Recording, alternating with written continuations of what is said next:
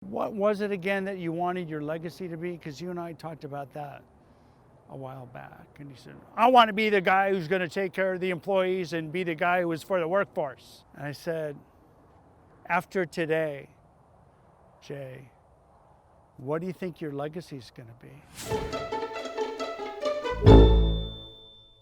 Hi, welcome back to the Rogue Leadership Channel. I'm Paul Rosenberg. I have a question for everybody. What leaders in your life have inspired you? What's resonated with you about their character and their personality? My guess is every single one of them probably was a principled leader and a focused leader and had that value very clear as terms of what they stood for and how they behaved.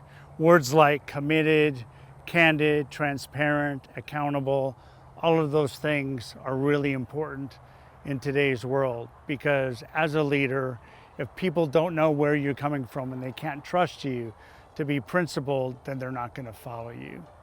So I'd like to go through three core elements of that leadership.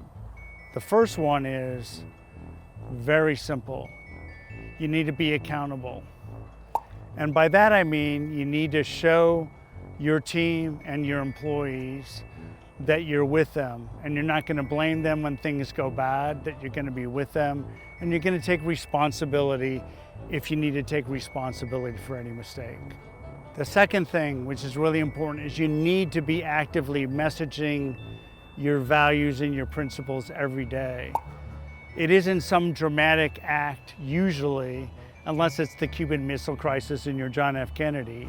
It usually is the sum of tiny little steps each and every day where your people see consistency in your message and they understand and they trust you. It's a series and a combination of lots of little acts every day. So please communicate effectively. The third thing, which a lot of leaders don't do, is invite dissent. You need to have space and show your team that you have space for ideas that are not aligned with yours. I worked with a gentleman in my own company that was brilliant. He always took us to a better place because he asked us the right questions. Are we on the right path? Is this something we want to do? Instead of being a yes man or a yes woman. It's important that you have somebody within the organization or the space that can say, you know what, I think we need to have a different path. And so that's really important.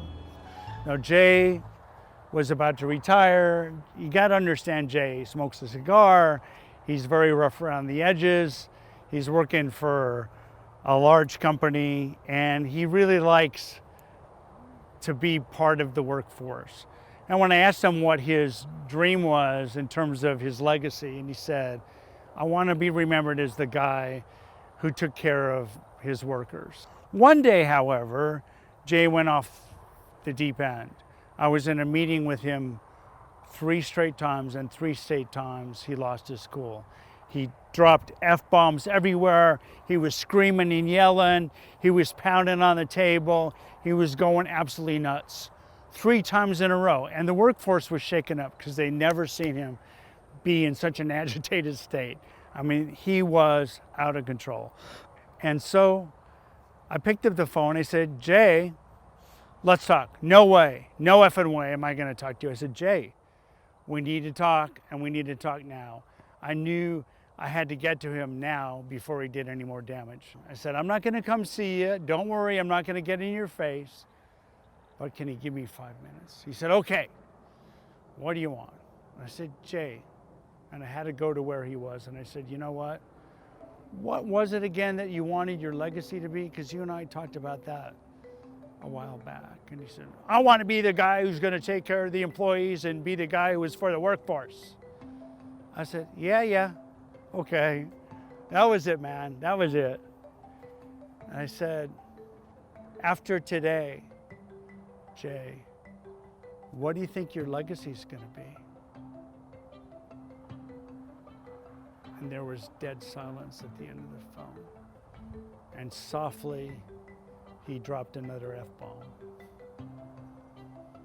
And he said, I can't talk now. I'll call you back soon. 20 minutes went by, and Jay picked up the phone. I said, "Hey, how's it going?" He said, "Thank you for steering me away from the edge of the abyss." He was so lost in his emotion that he was about to ruin his legacy forever. And he did something that a lot of leaders need to do but never do. He walked down to the workforce, he gathered them all together, and he apologized for his behavior in front of everybody. He told them how much he cared about them, how much he enjoyed working with them, and that he knew how much his behavior had hurt them. And that moment of principled ethical leadership carried him through, and he never missed a beat after that. So ethical leadership really is about understanding that you have to constantly message that, show up well, and be consistent, and be willing to hold yourself and others accountable. That's the message. Thanks so much, and we'll talk to you soon.